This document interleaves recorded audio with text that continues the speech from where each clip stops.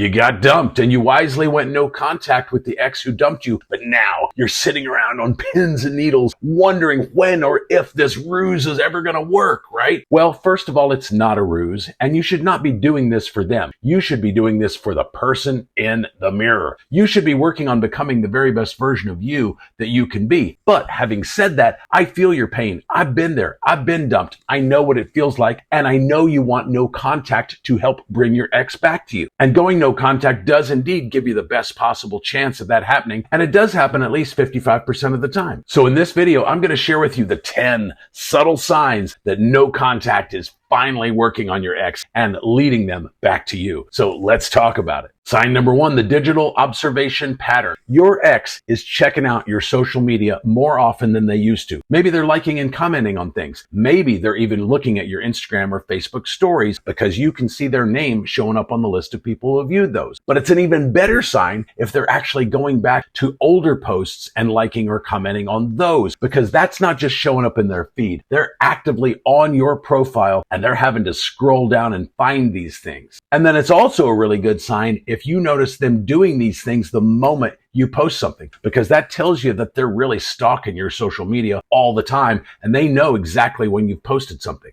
And with all of these signs, what we're looking for is a change in their behavior. If they've always done this from the moment you went no contact, there's really nothing different about it. So we're looking for changes in their behavior. Sign number 2, the friend investigation. You notice an uptick in the frequency with which they are asking mutual friends about you. It's not uncommon at all for exes to occasionally do that, but if they're starting to do that more often than they used to, and you're now hearing about it through the grapevine from your friends, that's a really good sign. And it's an even better sign if they're asking about your dating life, who you're seeing, if they're asking about your emotional state, particularly with regards to the breakup and about them. And it's an even better sign if they're asking these mutual friends if you are asking about them. Sign number 3, the strategic content creation. You notice that they are posting things that almost seem like they're designed to get your attention specifically. Maybe they're posting references to places that the two of you went or talked about going to, or maybe they're posting about inside jokes that were special to the two of you. Maybe they're using songs or quotes that meant a lot to the two of you, and they're posting these things regularly now. And essentially, this is like digital breadcrumbing, right? They're not coming out and saying, oh my God, I screwed up. I shouldn't have dumped you. Will you please take me back? They're not doing that, which would be great if they did,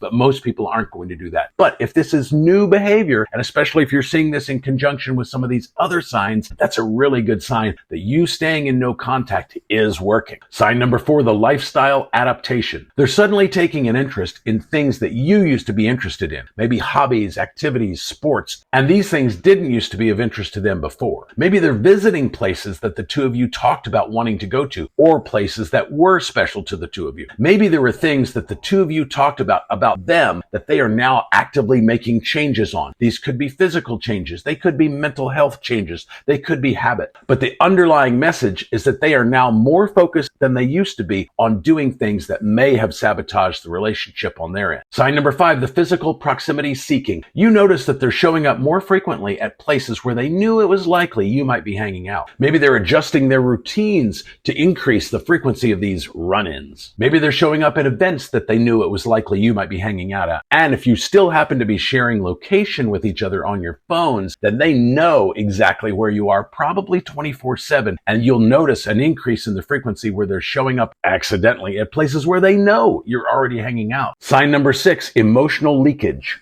Not sure about the phrase leakage. You see them posting uncharacteristic vulnerability on social media. Maybe they're posting content about regret or failed relationships, breakups, heartache. Maybe they're sharing insights about relationships that used to be the kind of thing that they would reject, but now they're embracing it. Or you hear from your mutual friends that when your name comes up in conversation with your ex, they get very emotional. Sign number 7, the mutual connection maintenance. You notice an increase with the frequency that they are reaching out to your mutual friends, and they're making a greater effort than they had been to stay connected to your family. And you're also hearing from these mutual friends that your name is coming up more often from them in these gatherings. Sign number 8, the achievement response. You notice on your social that they are more active now anytime you post something about something great that's happened in your life. Maybe it's a career change. Maybe it's a promotion at work. Maybe it's something that you accomplished. But they're having a stronger reaction than they used to. They're liking on it. They're commenting on it. They're hearting it. They're telling you how proud they are of you. Or the flip side of that is maybe when you're posting these kinds of things, they're posting something similar on their pages as kind of like a competitive thing. Or you notice that on their pages, they're posting more frequently about personal growth challenges that they are overcoming. And it seems clear that they want you to know about that. Sign number 9, dating pattern changes. It's not uncommon for both people after a breakup to start dating other people eventually. It's not a good idea to do that right out of the gate because you want to take some time to heal and to focus on yourself and kind of work on some of the issues that you brought to the table that led to the demise of your relationship. And oftentimes after a breakup, we kind of go in a different direction with people. We want something different that doesn't instantly remind us of our ex. But if you've noticed recently that your ex is now dating people who are very similar to you, that's a really good sign. And I know you don't like the idea of them dating somebody new, but if they're dating somebody that's very similar to you, that tells you that you're becoming more top of mind to them than you used to be if they were dating somebody very different previously. Maybe they're having short-lived rebounds, just one after another. They don't really go anywhere and they don't really have any depth. And they're talking about these relationships to your mutual friends, probably hoping it's going to get back to you. And they're making sure that their dating life is visible to you. Now, why would they want to rub your nose in it like that? Well, probably they want you to be jealous, and maybe they want you to reach out to them when you get jealous. But if you got dumped, you need to be in no contact, and they need to be the one to break that. And sign number 10, the direct contact attempts. They're not reaching out to you directly exactly, but you notice an increase either in commenting on social media, maybe they accidentally butt dial you, or maybe they text you on birthdays and holidays, and they weren't doing that previously. And they're finding reasons to break no contact. Maybe they text you because they found a shirt of yours in their house